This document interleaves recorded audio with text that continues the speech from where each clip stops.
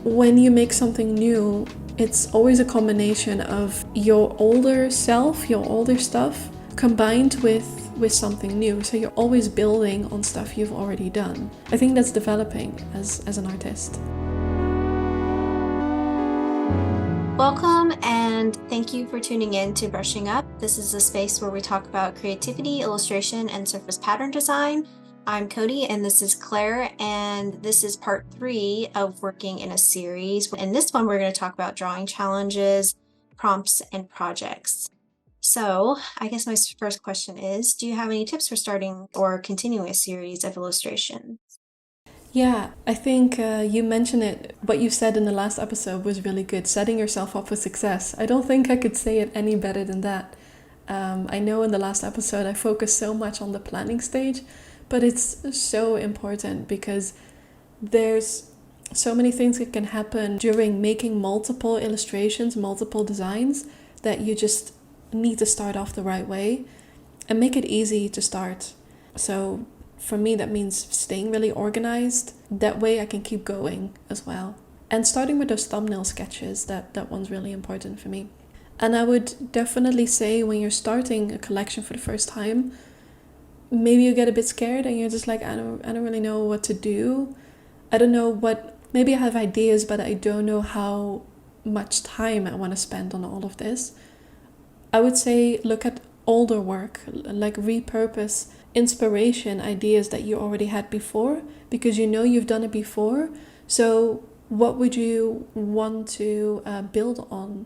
Or maybe what would you want to rework because you've already enjoyed doing it the first time? Yeah, I do that all the time, like repeat past successes and see what I enjoyed making the most and try to build on that. It's never too late to pick up something old, I think. As an example, was it a couple of years ago, I think, I made this little like self-portrait because I was just trying to... This is so cute. Thank you. I still do some standalone pieces. Not always working in series, but I mostly do it when I'm trying to learn something. And I think I kind of forgot how to use like Procreate animation, the animation setting. And it was just a little standalone piece. But then I was like, oh, I'm actually kind of happy with this. I like it. So let's say I wanted to turn this into a series. I will definitely do that still. Like that's on my to-do list.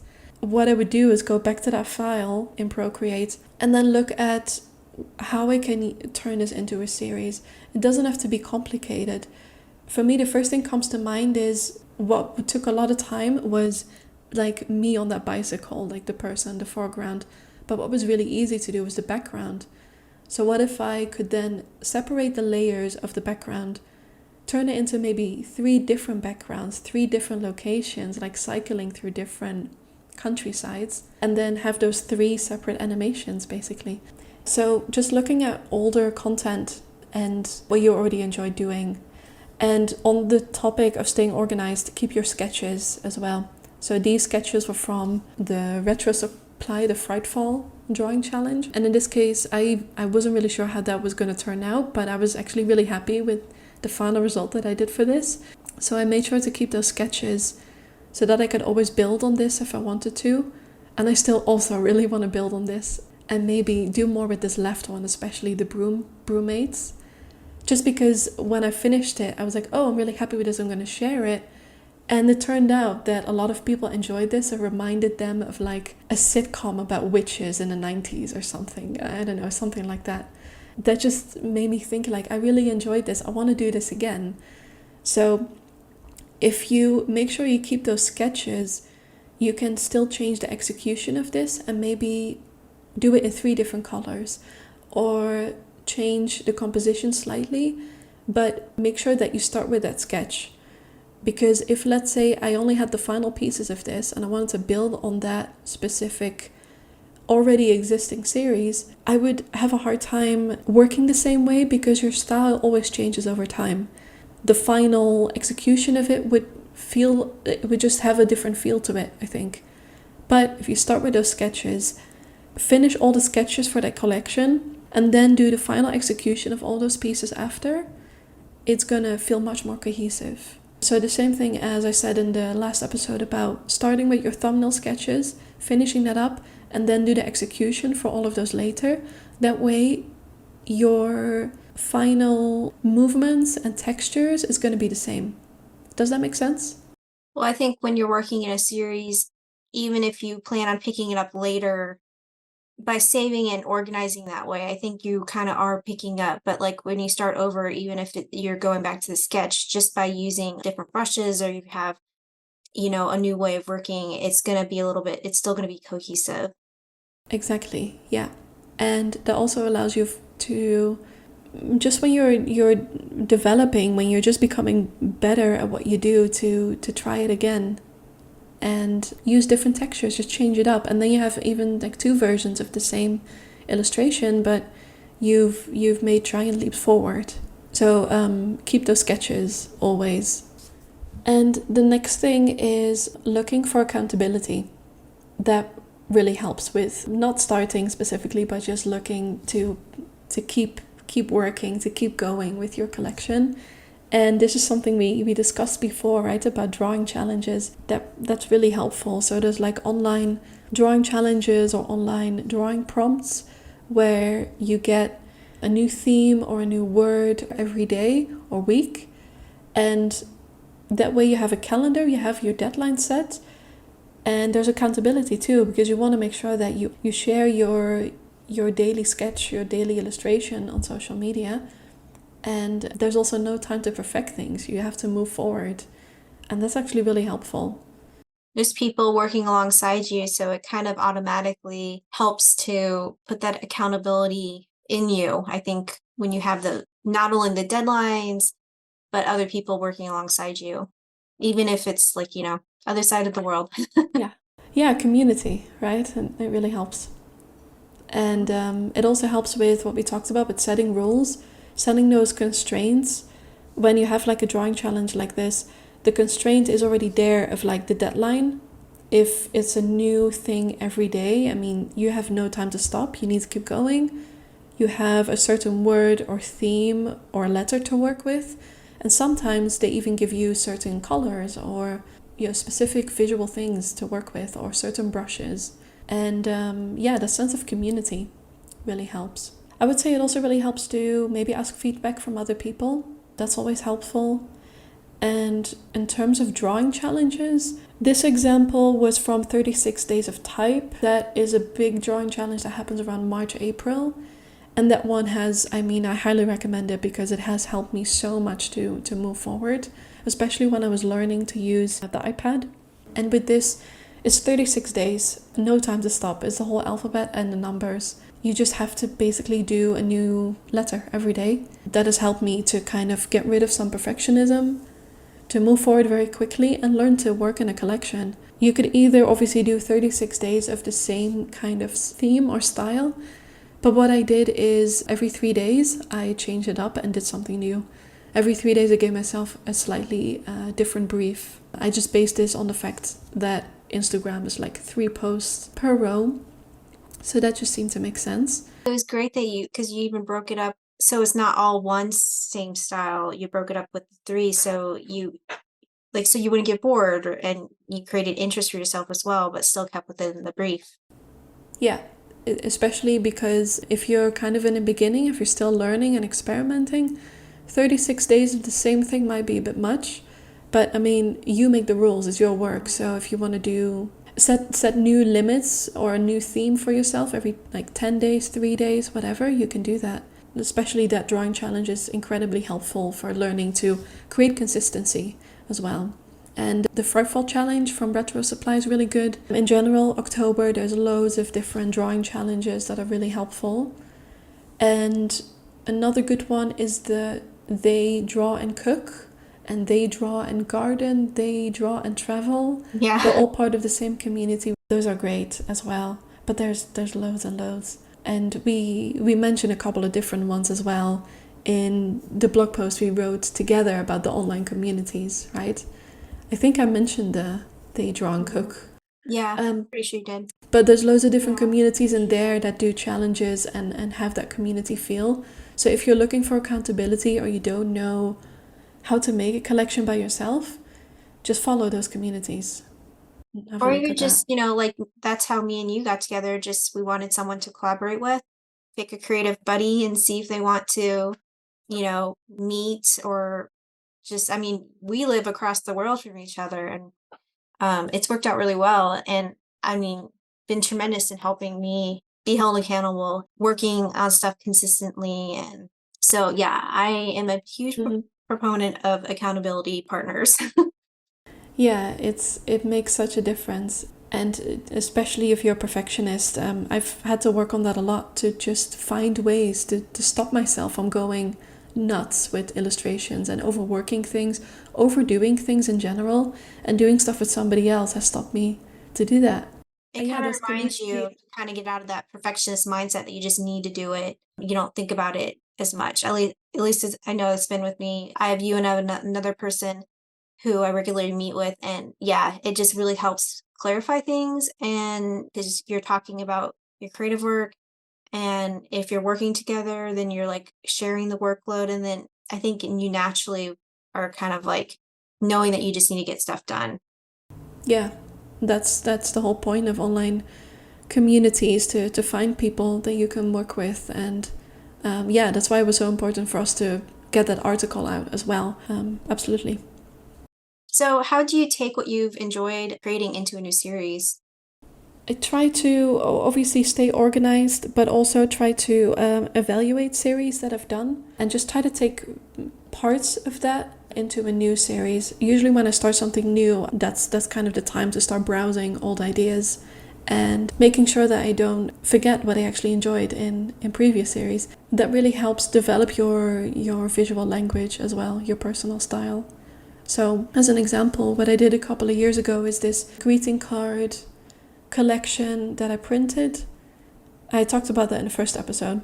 What I really liked from that was the illustrations, because I had to find simple ways to show off certain holidays with very simple elements, and I wanted to do that with mostly food.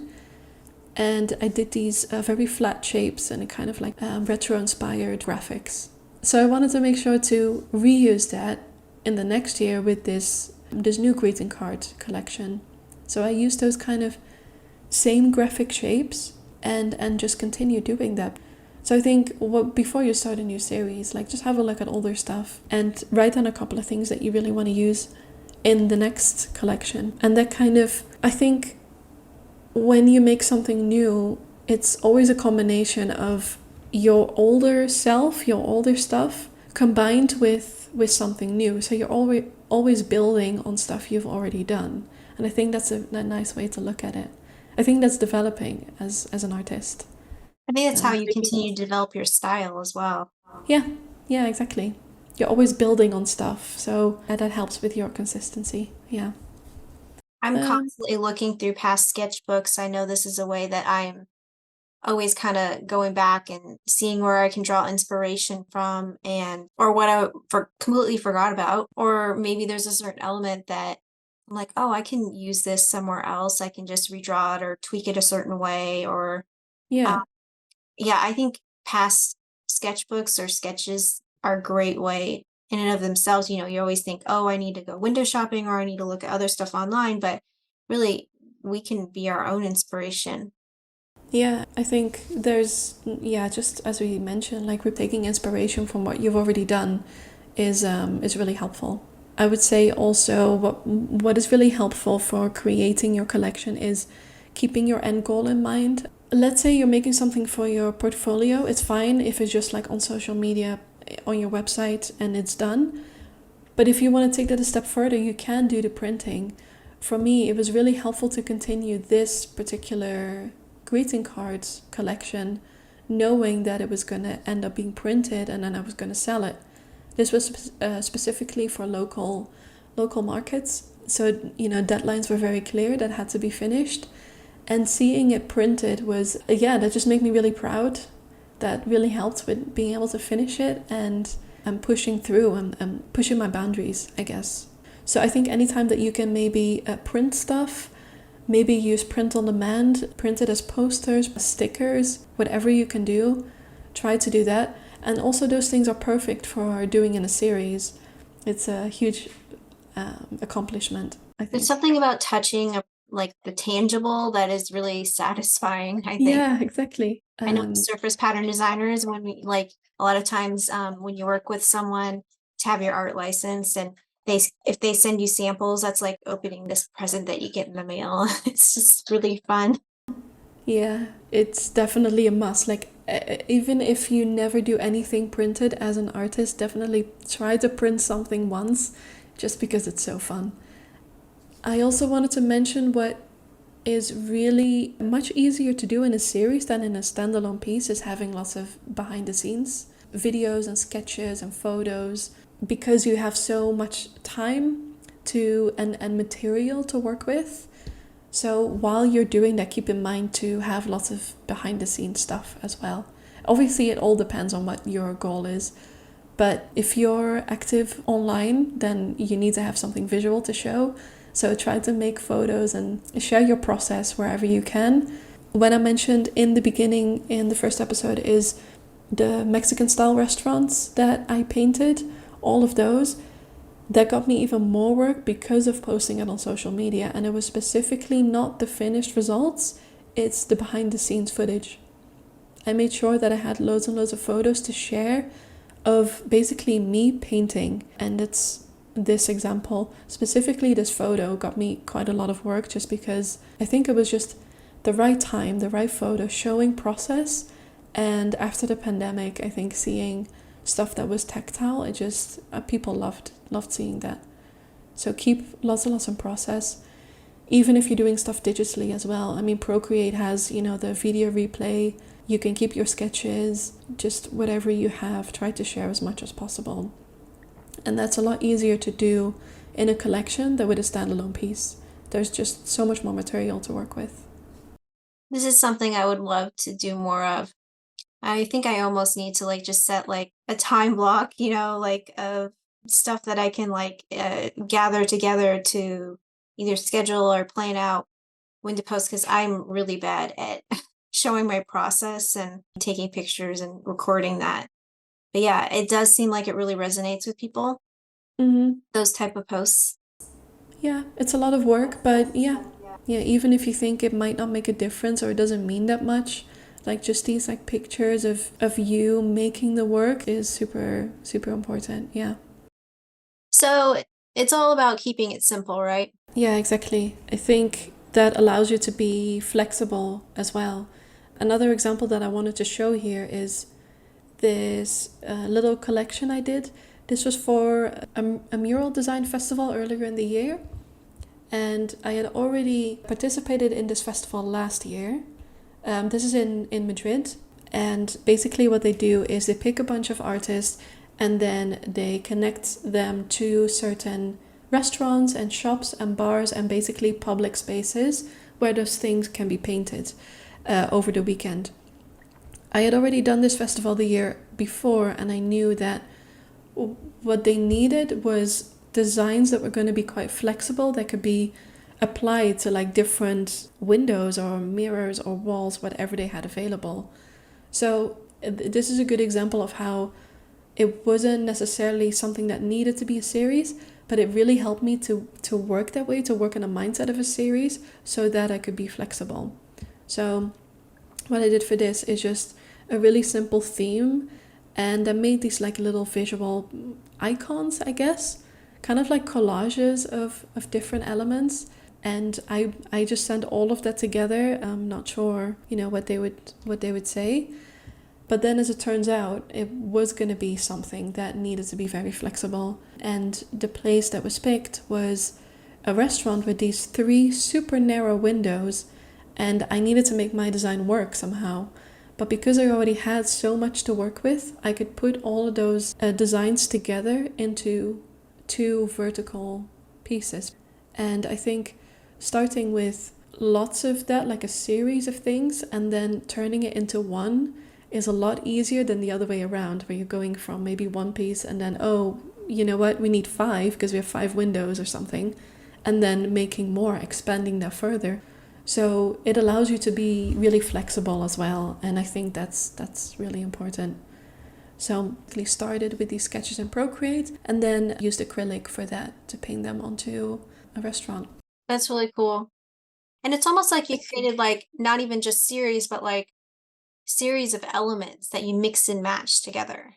Yeah, exactly. And I think any time that you're able to work that way, try to do that. Just like seeing it as not just like one canvas and you have to put something inside, but seeing illustrations or visuals as they can be part of each other and they can be a collage of different things. And maybe that's a little bit harder to do if you're, let's say, working with lettering, but with drawings, with visual elements like this, it's always possible to do that, I think. If you keep it simple, again, keeping it simple. I think it's a really great strategy. Yeah.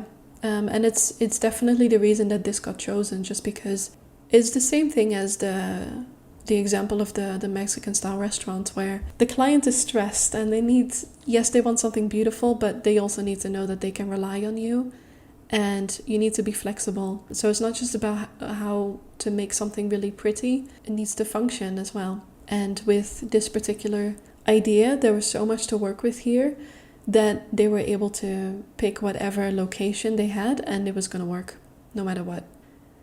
What we talked about in the last episode about shiny object syndrome is, I know we talked about it, but it's just so important to mention. Like, try to stick to your collection and not move on too quickly. And shiny object syndrome is something we all struggle with, right? Like, you see something beautiful, like, oh, I want to do this, and jump on to the next idea while having something half finished that you then can't really use because it's not finished yet. So even if you start a collection and you realize, okay, this is not for me, still try and finish something with your minimum goal and then move forward. Then be like, okay, well, I didn't enjoy this, at least I learned from that.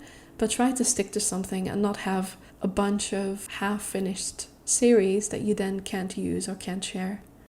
That's what I love about your minimum goal is I think that's a really good strategy for if you are prone to shiny object syndrome, which I really Mm-hmm. am. I'm definitely going to be trying that strategy out moving forward because yeah, I'm the worst at this.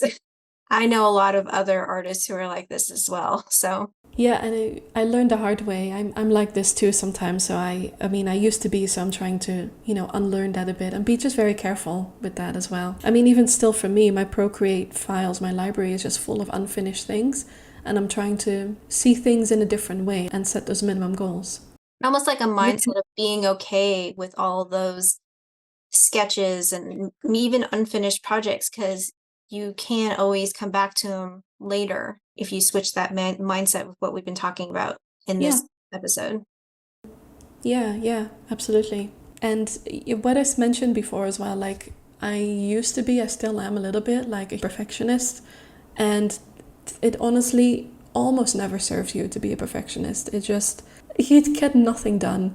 And I think people who have a bit of shiny object syndrome are usually also perfectionists because perfectionism isn't just about wanting to finish things, but also about being scared to fail and being scared that it's never good enough, it's never enough, not knowing when something is finished. And working in a series, you have to finish. You cannot spend all your time doing one thing and trying to perfect it to like 110% and then do that with all these pieces. That's just not viable. It's not a good way to work.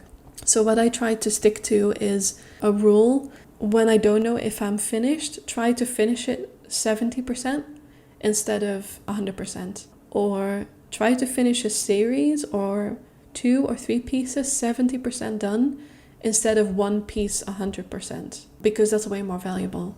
At this point, I think, especially nowadays, your execution of illustrations, of patterns, of animations, whatever, it's not about actually finishing a beautiful thing, but about the idea. Those final little pieces are not going to make your work that much better. If it's like kind of like 70% done, you've done the most important bit, I think. And you'll make a lot more work that way as an imperfectionist. I think perfectionism used to be viewed as something that was like a positive trait. Like I know when I was Hmm. starting out, like for job interviews and stuff, it seemed like it was common for people, one of the things to say, what's one of your, greatest strengths? And so, one of the answers I'd hear is like, oh, perfectionism. I'm beginning to realize, it hit home that that is not really a great thing to say No. that I think that's really critical to turn that around, that it's not a good thing to be a perfectionist. It's about showing your work. It's about putting in the time, finishing stuff, and trying not to worry so much about it, upholding it to these like unrealistic standards almost that you set Yeah. for yourself. That a lot of times it really is Hmm. only you setting it for yourself. You know, it could Yeah. look amazing to, everyone else. Hmm. But definitely unrealistic expectations, and they're all for yourself. Now, obviously, it can happen that a client sets unrealistic expectations as well, but quite often it's something that we set on ourselves. And what I mentioned before about at the very beginning, how the stuff that I've created in collections has had so much more of an impact and has gotten me so much more work than a standalone piece, is the same thing with the stuff that I've done very quickly. Little sketches, little icons, little quick things have gotten me so much further than these beautiful finished pieces, because they're also more relatable or easier to understand if you do them in multiple pieces instead of just one. Yeah. I think people really resonate with story, and I think also showing your process goes along with, showing your story more. And so Yeah. I think it's better if you do that. And to really show your story, you have to show the messiness of it all. Yeah. It's easy to say, really hard to do. Knowing when you're finished, knowing when to stop with something is very difficult, but definitely something to keep in mind. The last thing that I wanted to mention is we haven't, I suppose, discussed everything that in this three-part, which is already 3 parts long. But yeah, the whole thing started because of 2 blog posts I wrote about creating in a series, and we realized that this was just something, there's so much information here, so much to talk about. But if you want to read more, then there's more examples and stuff in the blog posts. Well, thank you for sharing with us, and we will be back for our next show of Brushing Up. Thanks for listening. Yeah. Cool. Whoop, whoop.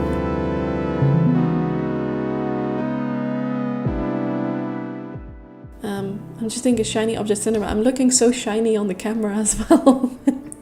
I think I am Kinda dark. too. Yeah, the lighting here. It is so hot here. 33 degrees, it's ridiculous. Oh, that's not much for you. That's Celsius. Hot. It's hot, is what it is. It's the hottest.